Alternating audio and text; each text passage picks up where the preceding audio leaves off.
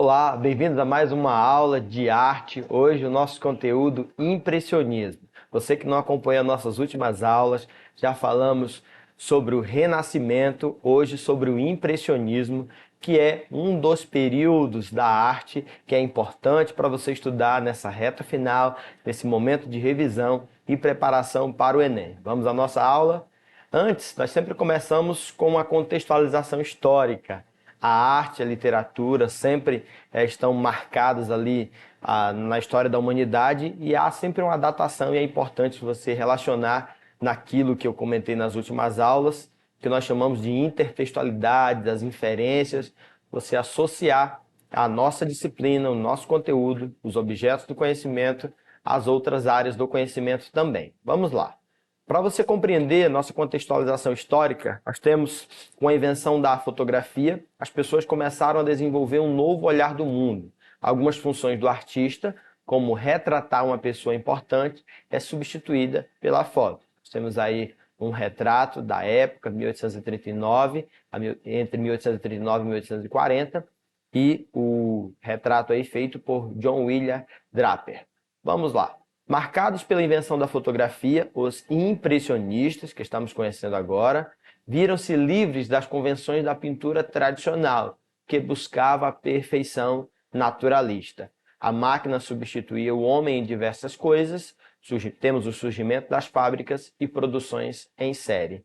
É importante lembrar que esses períodos artísticos ou esses movimentos artísticos se assemelham muito ou vão se encaixar ou se relacionar àquilo que na literatura nós chamamos ali as vanguardas europeias. Toda arte, toda literatura, toda produção artística moderna, e é importante você ter essa percepção, já que a nossa prova é a prova de linguagens, eu tenho ali no plural justamente porque são múltiplas linguagens. Você precisa sempre estar relacionando uma coisa a outra. E quando nós falamos desses movimentos do Renascimento e do Impressionismo, conteúdo desta aula, nós estamos falando de períodos artísticos e literários, artísticos e também literários, que contribuíram para a formação daquilo que temos hoje como arte, como cultura, correto? Vamos lá? Ingres, aí temos alguns nomes de os nomes mais fortes desse período artístico, tá bom? Do impressionismo. Ingres admirava a antiguidade clássica, Delacroix era revolucionário e para ele o sentimento e a cor eram mais importantes que o traço. Millet retrata trabalhadores com dignidade. Colbert defende a liberdade através do realismo contra as convenções da Academia de Arte. Então, nós temos todos eles, característica comum desses artistas, todos buscaram a experimentação, abrindo as portas para o impressionismo. Você que está com papel e caneta na mão, faça suas observações aí desta definição do que seria então o impressionismo. O impressionismo é um movimento do final do século XIX e que impulsionou as tendências da arte do século XX. Esses pintores impressionistas procuraram, a partir da observação direta do efeito da luz solar sobre as coisas, registraram em suas telas constantes alterações que essa luz provoca nas cores da natureza. Esse é um momento que nós vamos perceber que os artistas, diferente de outros, eles não mais estão nos ateliês, eles estão em espaços livres, observando o espaço ao seu redor, justamente por causa dessa preocupação ou desse olhar para a questão da luminosidade, que é uma característica que eles observam aí a partir do surgimento da fotografia. O movimento impressionista ele foi exposto nas primeiras obras, a primeira exposição foi realizada em Paris em 1874. Nessa ocasião estavam expondo, temos aí os principais nomes, Renoir, Degas, Pissarro, Cézanne, Sisley, Monet e Berthe Morisot. O objetivo principal era apresentar uma impressão ou as percepções sensoriais iniciais do artista. Como eu comentei na nossa aula do Renascimento, é importante na prova de linguagens você ter essa percepção acerca de como que as palavras são faladas. Você observar ali as palavras que pertencem ao mesmo campo semântico, ao mesmo campo da significação. Então, impressionismo lembra de impressão, a percepção que se tem de determinada coisa. Características. As tonalidades que os objetos adquirirem ao refletir a luz solar em diferentes horas. As figuras não devem ter contornos nítidos, pois a linha é uma abstração do ser humano para representar imagens, sombras luminosas e coloridas, tal como é a impressão visual que nos causa, não em tons de cinza. Já já nós vamos ver uma questão de Enem que trabalha justamente essas características. Então você vai associar o impressionismo à questão da luminosidade, não a tons de cinza, tá bom? Já dando uma dica aí para você, para a nossa questão que vamos ver já já.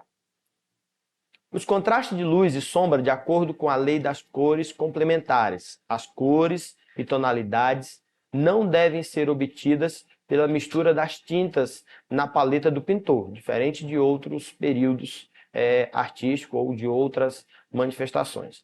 Devem ser puras e dissociadas nos quadros em pequenas pinceladas.